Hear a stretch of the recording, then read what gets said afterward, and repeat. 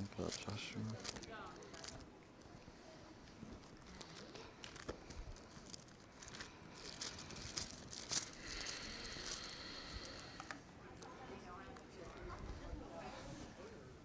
Kerwin, are we up on the screen here yet?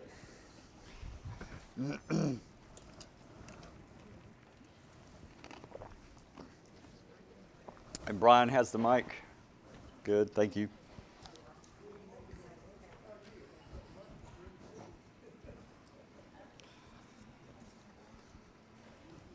All right. Is it good? Okay.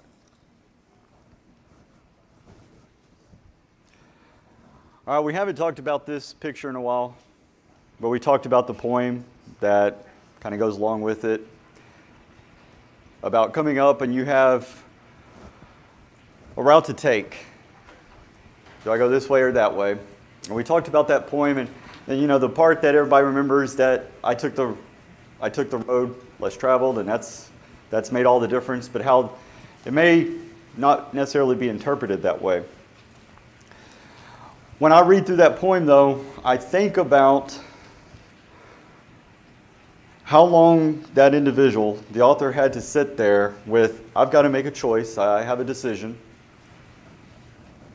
And sometimes we can spend too long sitting there to make that decision or that choice. And other times, we can rush and say, I'm going that way. We're going to see Joshua do that. In fact, that's where I would like to spend most of the class. It's going to be on that second point. And I gave you all the question that we're going to ask about that at that time. When you're making a decision, how do you know that you're not rushing in to the decision you're making? But also, how do you know when you're procrastinating about it? Joshua, we actually see him doing it both ways. Okay, and we're going to talk about that here when we get to that second point. But I want y'all to remember that as we go and we talk about Joshua. Previous class cleanup, there was one point I had wanted to make sub point last week with Samson. And I completely forgot about it until Paul talked with me, and he actually made the point again to me. And I was like, oh yeah, I meant to say that. But you know, we obviously talked, and y'all know how I feel. Samson just made one bad choice after another. Even at the end of his life, right? But he is in Hebrews 11, Hall of Fame of Faith. And so, for me, the sub-point I wanted to make is, despite how the bad decisions that we make in life, or that others make, maybe a family member, maybe a friend who we grew up with or we raised, and we see them fall away, until the moment they die, there is always still an opportunity for them to turn back to God. And let's not lose hope of that. Okay? I don't know where Samson's parents were at his death. But y'all may recall when he wanted to go marry that Philistine girl, they were not too happy about it, and I'm sure they weren't too happy with all his decisions thereafter. But were they happy with the decision he had made? You know, had they heard that he had turned, that he understood his strength came from God, not his long hair? I don't know. But for us, as we are disappointed when we have people, or we ourselves, or friends or family, who turn away from God, let's not forget there is still that opportunity to help them turn back. And it may not even be us who does it, but it will always be God who helps turn them back in some way. I apologize that I had forgotten that. Okay. Today, we're going to talk Joshua. And this is our 7th class, so if you're not enjoying my class, you're halfway done.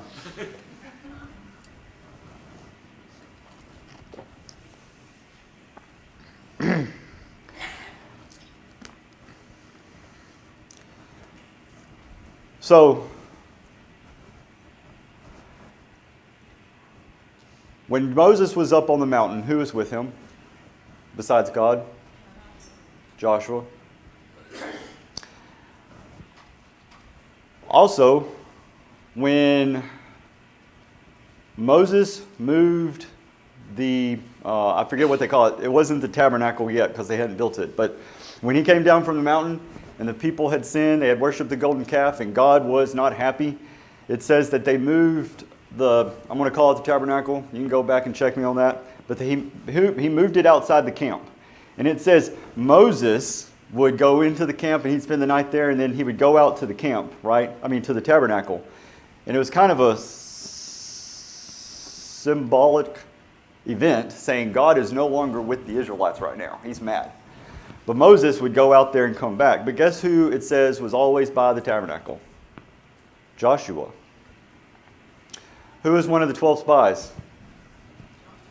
Okay, y'all are getting it. The answer is going to be Joshua for the next few, right? Who is one of the 12 spies? Joshua. Who is one of the 2 spies that said, we can do this? Caleb. Nice. And Joshua. Yes, sir, Brother Bearden. Got that one.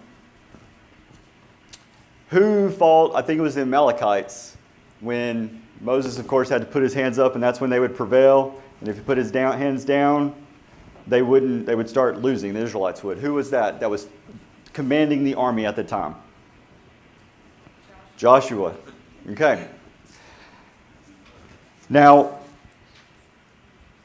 how long did Joshua have to wait before he led the children of Israel into the promised land? Now, the answer is not Joshua on this one, so. Was it 40 years? Why would you say that, Heather? Because they got in trouble and had to wander for 40 years. So Heather says 40 years. They got in trouble. Joshua has been hanging out with Moses. He's up on Mount Sinai. That was before the Israelites balked at God's promise of being with them if they went into the land of Israel. Or Canaan, rather, at this time. So Joshua had to wait 40 years before he took over the children of Israel. Okay? You think about what Joshua is doing. He is right there by Moses' side. I don't know if early on in their relationship, Moses felt like Joshua would replace him. I don't know if God told Moses that Joshua would replace him. I don't know if it was something that they realized at the beginning of the 40 years or just at the end when Moses was told, you're not going to go into the promised land and here's your replacement.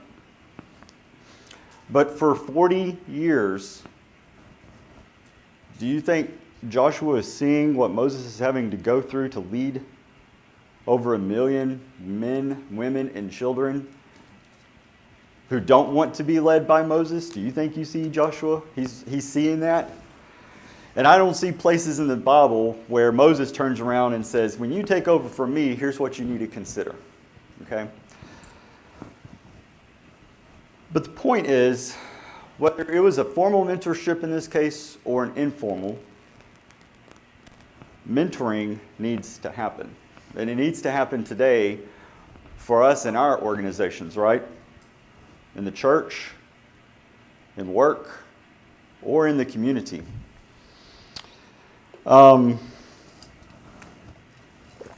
Titus 2, 1 through 5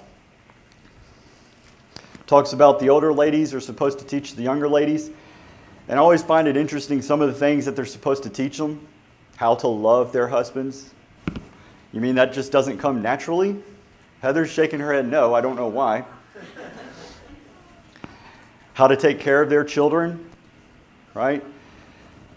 In fact, I'm glad that Cindy started a group. I don't think they call it this anymore, but the Titus Women's Group, which I've always found it interesting that the group of women is called after a man, but that's because it's taken there from Titus, okay? And of course, what's written for the ladies then, it also says for the older guys that they also be mentors there. So open question here. Why is mentorship good? And Brian is ready for the mic. Why is mentorship good? Heather. As you kind of move through life and even just your day to day, you have to have those people that you can grab easily. If you have a question, if you have a problem, if you don't have a person readily available, then you're going to kind of stumble through some things, and you're going to make a lot more mistakes than you would have otherwise. Okay. Let me ask you, Heather.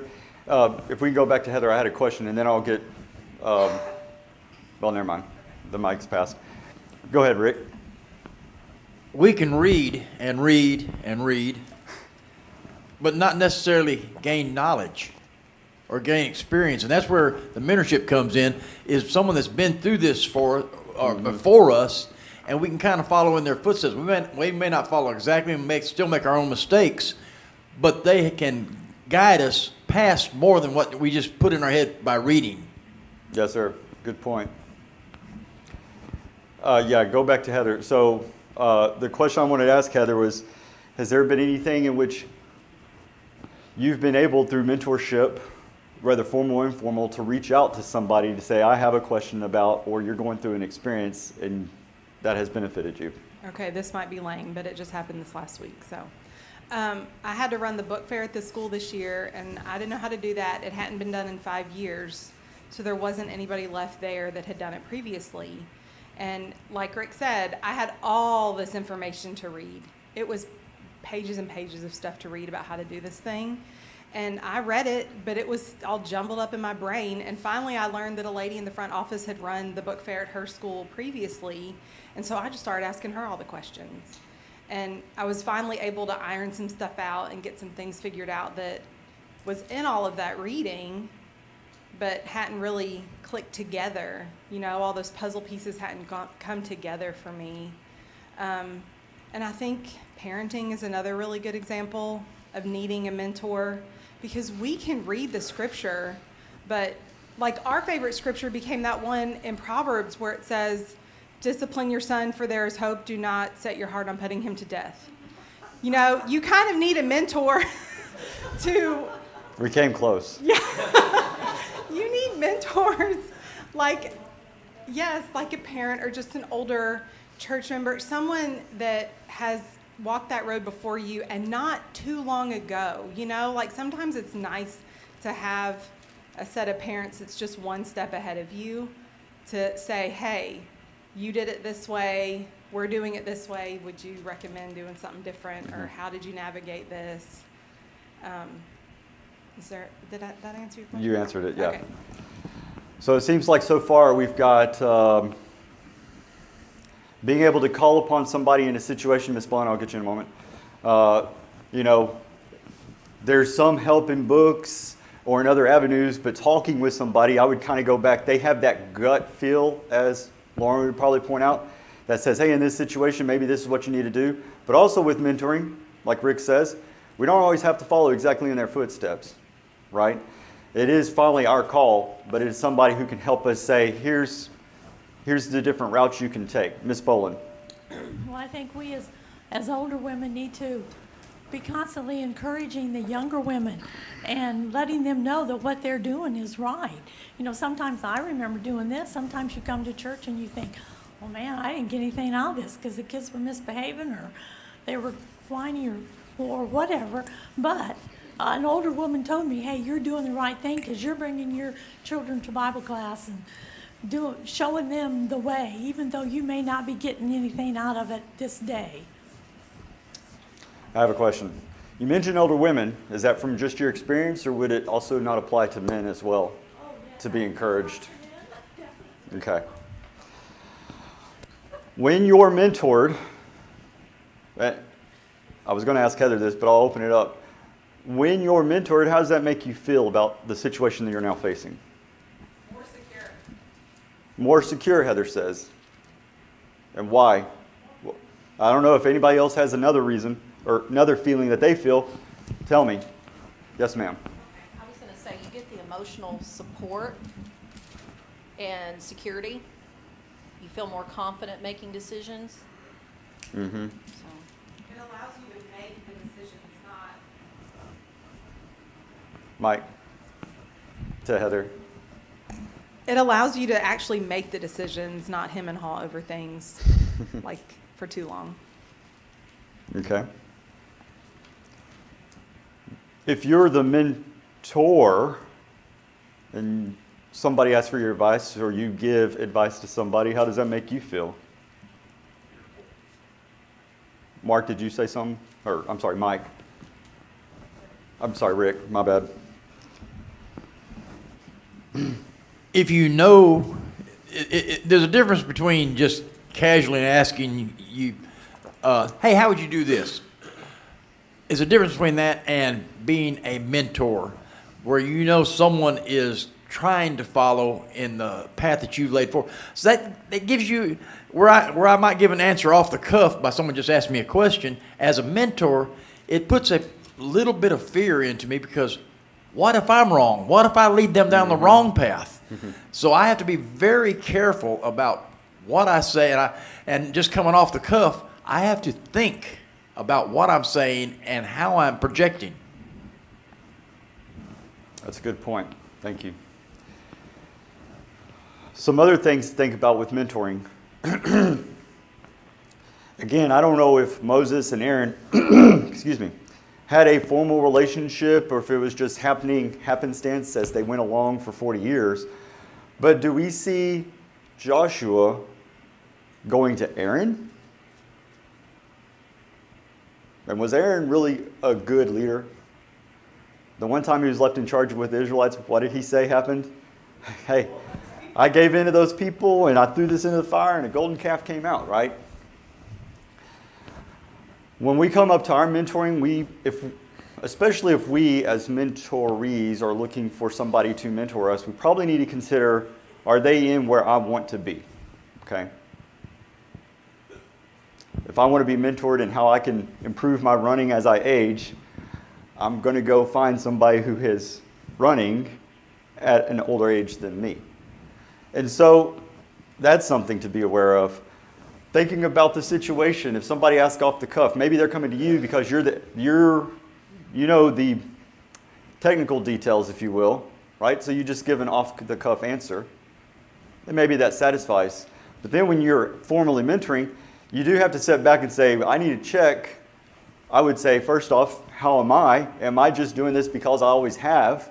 I'm about to give an answer to them, but then considering that individual, right?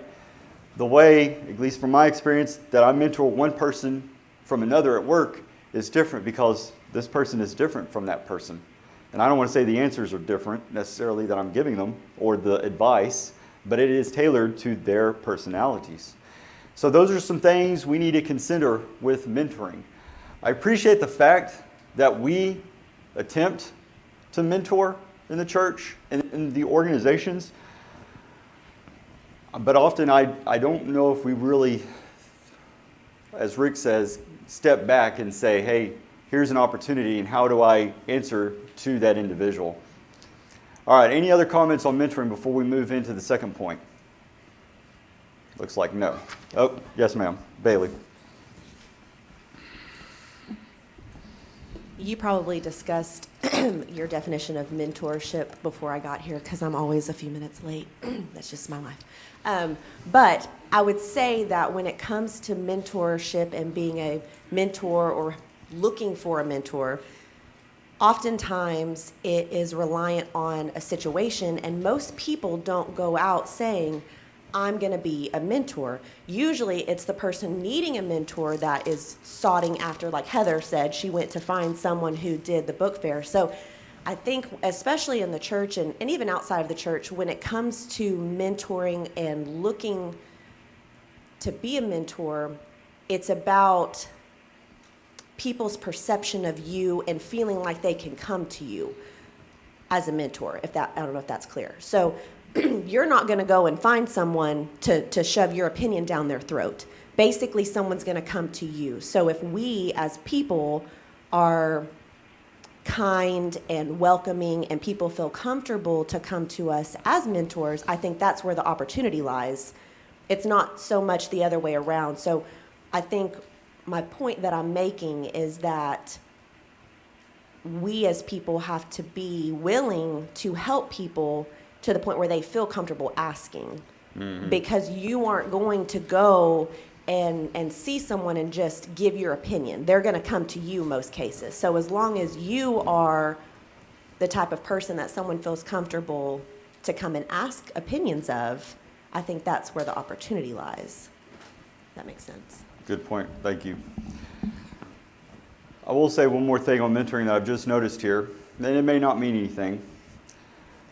Other than Rick, how many women answered about mentoring this morning? And does that say something that maybe the women recognize the value and take the effort to mentor more so than we guys are doing? Katrina. Just real quick, in the church especially, whenever we're approached to possibly be a mentor to someone, it should be done with prayer and lots of thought, and because it can have eternal consequences. Yes, ma'am. Miss Rick again, and we'll have Miss Weatherford up here. You asked the question between the women and the men. Women develop a more cohesive friendship, and they talk to each other and talk about their lives and about things that are going on, and they will call someone and say, "Man, little Jimmy's doing such and such, and what do I do? I'm about to pull my hair out," and they'll talk. Men, on the other hand, we have a tendency to say, "I got it. That's I got it. No worries. We don't know what we're doing, but we got it." That's probably one reason. Yes, sir. Miss Weatherford.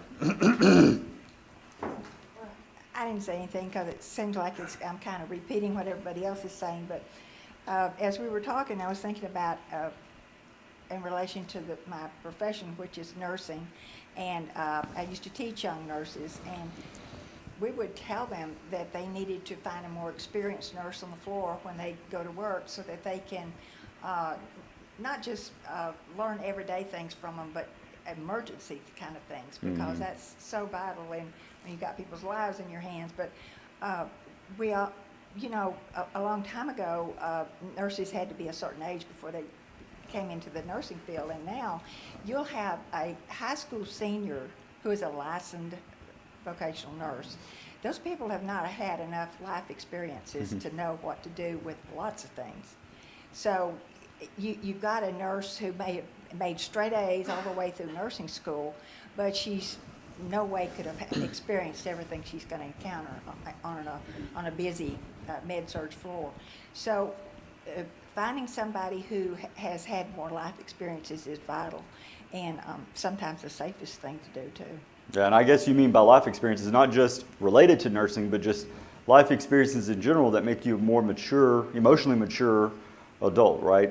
Right, because they might be 17 or 18 years old. I mean, how many life experiences have those people had? They're good kids. They know the book, but there are so many more complications that can happen because they might teach. In nursing school, they teach you about a diabetic, but in reality, you might have a diabetic who had a heart attack, who wound up with pneumonia and has a broken leg. Well, that's not all in the book to take care of it, but you got to think about those kind of things. Yes, ma'am.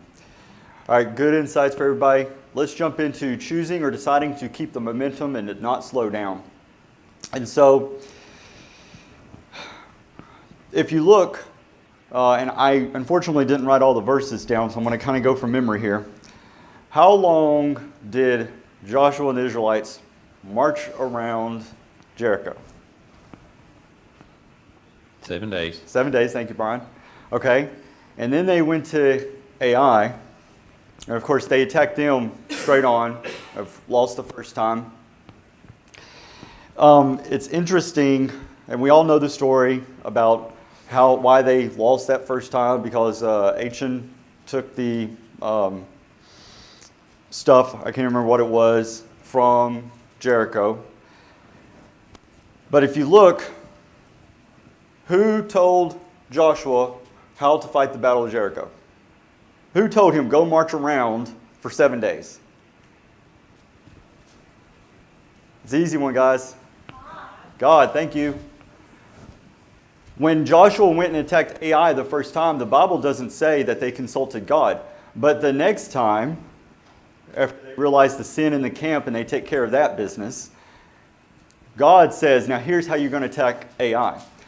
Now, as you go into Joshua chapter 9, they're getting deeper into enemy territory. When you get deeper into enemy territory, do you want to lollygag around? No. You want to move fast, speed, surprise. Now, everybody in Canaan is hearing about the Israelites are coming in and they're taking over and they're conquering. And if you read there in Joshua 9, all these kings to the north and south are gathering together and they're like, hey, I know we fight amongst ourselves, but these guys right here, we need to band together and take them out. So they're starting to amass their armies. You think Joshua's feeling this pressure? If you were behind enemy lines, would you be feeling that pressure? Yes. So Joshua definitely is feeling it. So these guys, the Gibeonites, get an idea, and they come up to the Israelites, and they have moldy bread, and they have dirty sandals, broken sandals, and they're like, we traveled from a long distance. You know, we want to make a peace treaty with you. And the Israelites even say, but how do we know you're not our next door neighbors that we're supposed to kill according to God's command? And they say, no, look, moldy bread, broken sandals. It was all good when we left. And of course, here the text specifically says Joshua did not consult the Lord. Okay? Why? And he makes a treaty with them. Why do you think he's making this treaty with them? Quick answer. Anybody? He's outnumbered. He's got to make a decision quick. And hey, if I can have some friends, up to this point in the Israelites' history, who has been their friend? No nation. Moabites, we're going to fight you. All these Canaanites, they're fighting them, right? But here's somebody who's going to be our friend, and he doesn't consult the Lord. Of course, then a couple days later, they come up over the hill, and guess who they find? The people that we just made the treaty with. But then, later, those people, the Gibeonites, they're attacked by those kings. And they call out to Israel and they say, remember that treaty you made with us? Come honor it. We need your help. And now Joshua is on the move. And if you read through chapter 10, there in verse further back, the 5 kings of these groups went and hid a cave while their armies went on. And the men of Israel are like, let's go kill these kings. And what does Joshua do? He says, no, put a rock over the cave, keep them in there. We got to go take care of the armies. We'll be back for these guys. He's making a quick decision again, right? And then if you read through the rest of chapter 10, it says stuff like, Joshua went to this town, attacked it. He went to the next town. I mean, it's just almost quick succession. Again, remember, why is Joshua having to do this? He's got to move quick. He's definitely outnumbered. So he's got, every time he can take out another town, that's one less town he's got to worry about ganging up against him. So there were times when Joshua took time to make a decision, right? When he did not consult God about the Gibeonites, he made a quick decision, right? He went on his gut feeling. Hey, I need to move quick. That was wrong in that instance, wasn't it? But then when he's chasing those armies and those 5 kings go into the cave and he says, quick decision, roll a rock over it and we'll come back and get those kings later.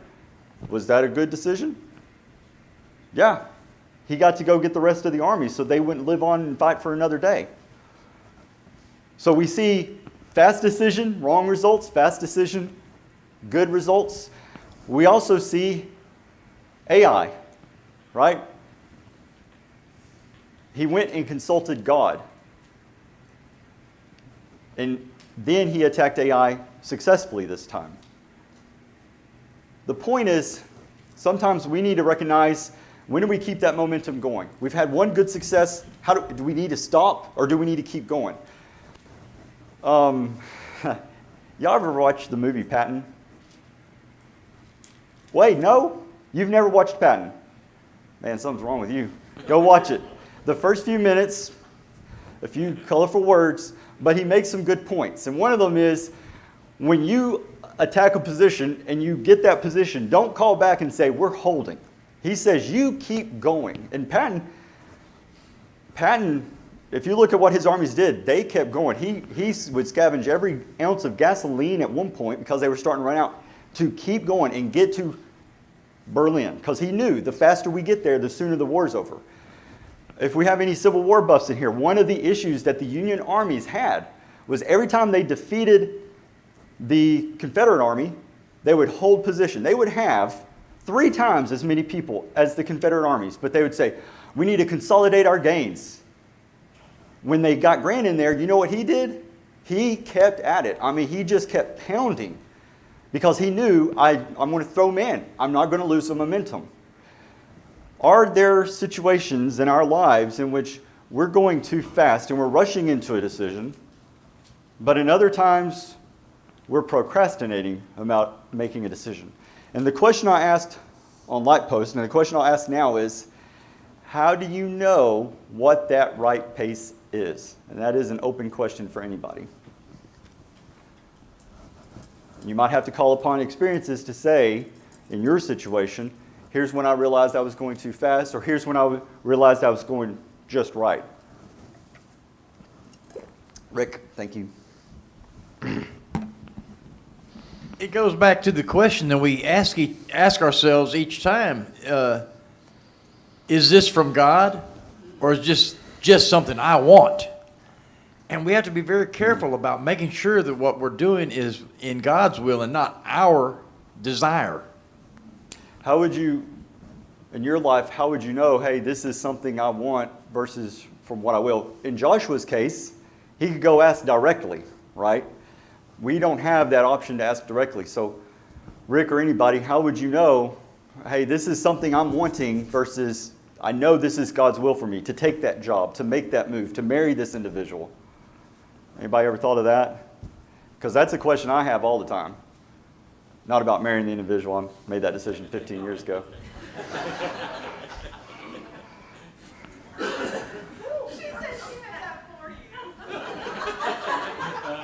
It looks like she rushed into it. Stephen. I think I'd not maybe give a direct answer to that question, but kind of allude to it. So in looking at the speed momentum, I can't say this has happened often in my life, but in looking at the story of Joshua, comparing it to situations in my life, I think I've found that as I make decisions and I think of them in a godly way, going, is this going to, those decisions, do I marry, do I move, do I take, is this decision going to allow me opportunity to worship and represent him? Is this going to allow me opportunity to glorify him? Is this going to open doors to glorify him? Or is this going to close doors? And you think about the marriage situation, is this person going to guide me closer to him? And you start having that type of mindset, it's a decent pace. Mm-hmm. As soon as the speed comes and you start making rush decisions and you start leaning on and leveraging just the wisdom of yourself or what you think is wisdom, I think that's where you start looking at Joshua's story, and that's the deciding factor. He started moving so fast that God did not enter those equations at those particular moments. As you said, he used his gut. He said, okay, it's like the pace of going, thinking through the decisions of glorification of God or representing him. We've got to make those calls, and God doesn't come down and say, take that job or move here. Sometimes life throws at us decisions that aren't right or wrong. But our decision of going, is this an opportunity to glorify him, is I think that pace that I would be looking for. It doesn't directly answer what you had asked to Rick. Thank you, Stephen. I think you got to do your homework before those decisions come up. And that's for, right, if you're looking for a house, you got to be quick. When the house comes on the market, if you want that house, hopefully you've already done your homework, found out what you want. So when the house comes on, it's easy. It's a quick decision. Then you can apply that to marriage. You know, if you want to find a godly woman or man, right, what are you doing before you meet that person? Are you reading scripture and trying to better yourself, become closer to God? That way when you do meet somebody, it's a you know, it's an easier decision to make, quicker decision. Like she's the one. Right. Wade, keep the mic. So I know a couple weeks ago you talked about, begin with the end in mind, looking eulogy, right? So what you're saying here is, if you think, here's what I want my life to stand for, and here's the type of person within godly constraints that I would marry, and here's the place where I'd want to be, and here's the profession that I could give God glory, then when those opportunities come along, you know it's going to be a better pace for you to make the decision, this or that. Yeah, a lot easier and quicker for the decision. Okay. I would ask, we're talking about this individually, but collectively, do we look forward and say, where do we as a congregation want to be 10, 20, 30 years? Is it very generic? We want to worship God, and that's good, and we want to glorify God. Or is it very specific? Let's do Stephen, and then Heather had her hand up, and then we'll get Rick. Stephen. Hopefully mine's quick. Wade, I appreciate your thoughts on that. And there's a story that popped in my head. An acquaintance of mine once told me a story of how he and his wife met. He was in college, and his one of his best friends was dating a lady. And she would not maybe stroke his ego as he would want. I don't think she was willing to kiss him, things like that. And so the buddy looked at him and said, "Hey, please go tell her I'm breaking up with her." And he's like, "Dude, that's your job." And he's like, "Fine, I respect her. You're not just going to walk away and not say anything." So he went, and in his mind, you'll find the end of the story quite interesting, but he went and said, "Hey, so-and-so, buddy one doesn't want to date you anymore. I'm really sorry, that he just wouldn't have the guts to go and tell you." And, went through that situation, worked with her for a minute, and he said, "So, he said this about you. Why?" And she said, "Well, I'm a Christian, and I don't want to pursue to that point until marriage." And he said, "Okay, and who do you love the most?" And she said, "Well, God." And he said, "Would you marry me?" And she said yes. And they've been happily married. I think it's about, by this point, time's flown, but somewhere in the range of 40 or 50 years. Wow. But he knew what he wanted, and when he found the reason why his buddy didn't want to date this woman anymore, he said, "Well, that's what I want." Very good. All right, Heather, next.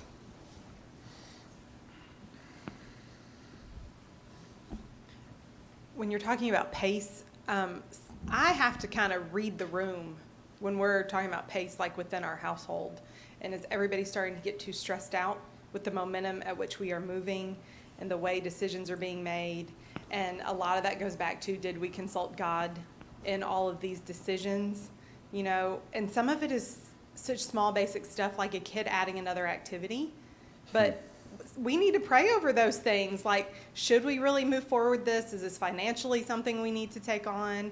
Time-wise? So we have to start looking at the stress levels of the people around us, too, and being aware of that. Is it possible what's the right pace for one person in a situation may be the wrong pace for another one? Yes. And Heather, thank you for bringing that up, because it's a recognition of that and that we need to address it. Rick. Kind of reminded of the story, the man says, "Well, I wanted a donut that morning, so I asked God to find me a good parking spot, and it took 14 times around the block before that parking spot became available, but God found it for me." But when Trish and I lived in Houston many years ago, we had a good life. But we got tired of the gangs and the drugs and the crime, and we just hastily made the decision to move to East Texas. Did not consult God. Our first few years here were quite rough. And we finally got on the right page, but I wanted to change jobs. And this time I did consult God. I said, "God, if you want me to do this, if this is for me, please give me some kind of a sign, please." And I knew this company had been hiring, but I drove up there and it had a sign that says, "No longer hiring." I said, "Good enough sign, God, thank you." And it turned out better for me in the long run. Very good. And we got Everett up here. I think we're talking about, is that on? Okay. Kind of a blend of patience versus urgency here in our decisions. And there's been times when I might have got those backwards, you know, and in those decisions. And so, as far as procrastination, my procrastination meter sits right beside me, and it's right here, and lets me know when you know it's time for us to decide and, you know, and put this to bed and move on. But there's been a lot of times where just backing up and thinking about it, praying about it, found out I didn't really need to do anything. Yes. You know, that the situations resolved themselves. And it would have been worse had I gotten too much in a hurry and tried to get involved. And I appreciate the point earlier about you have to understand who else it impacts. And I worked for a very good man, godly guy, and he hit one of his favorite things was saying, timing is everything. About the right time, you know, Right. to move forward. And I remember when I became a Christian, Don and I were dating, and there was a couple of people that could have studied with me. One that I studied with was the right person. The one that I did not study with would have been absolutely probably the wrong person at that time, because of his approach and much more dogmatic, you know, than the other one.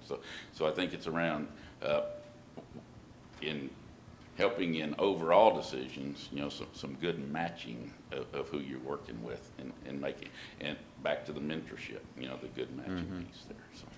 It's a good point. You know, you made me think of Ecclesiastes chapter 8, where it says, he who keeps his commandment will experience nothing harmful, and a wise man's heart discerns both time and judgment.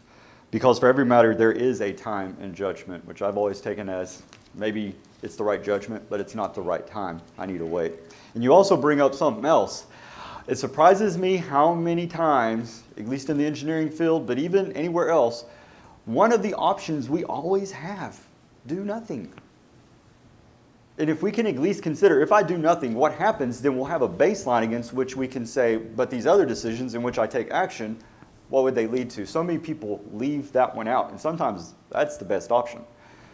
One thing I know I use is I never make a decision if I've not taken slept on it, or in a major decision, I actually wait 6 months to see how things will pan out and then make the decision. Yeah. Not always available, but going back to give yourself that schedule, whatever it is for you, you may be able to say, I didn't have to do anything, or I feel comfortable making this call now. All right, we have just a few minutes. I'm going to briefly tell you the others.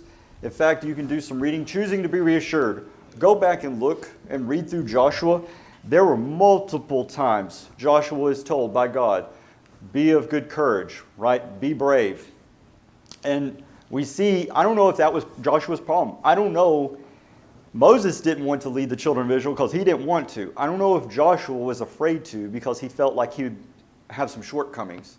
But he allowed himself to be reassured. How many times, and I get it, there are times in life where we have to have a time to get through our negative emotions after a traumatic event.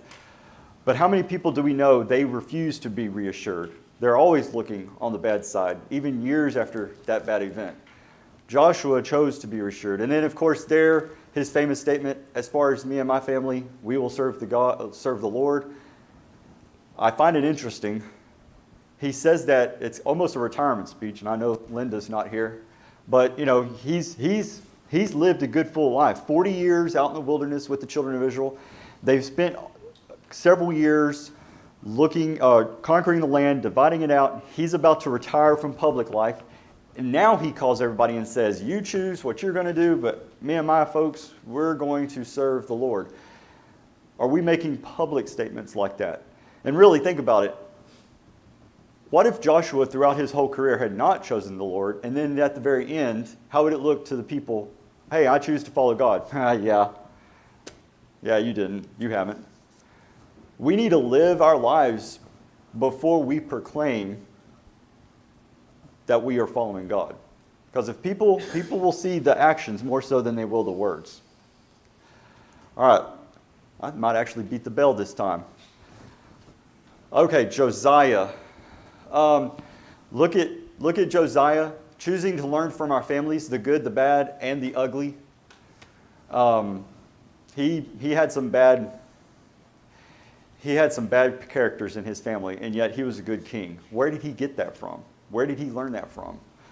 An individual decision must lead to action. Okay?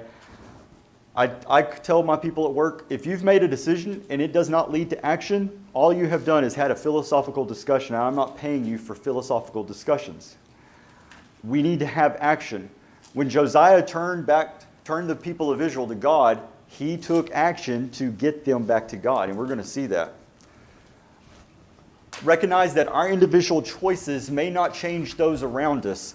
Though the king, Josiah, followed God and he made the choice to follow God, there were still people outside his control. They kept doing their own thing. And we have to recognize that today for ourselves. And then something interesting about Josiah, even though we make the choice to follow God, we can still make bad decisions with dire consequences. Go look at the end of his life and the bad decision he made, despite the good choices that he had made up front early in his life. Y'all have a good week. We'll see y'all next time.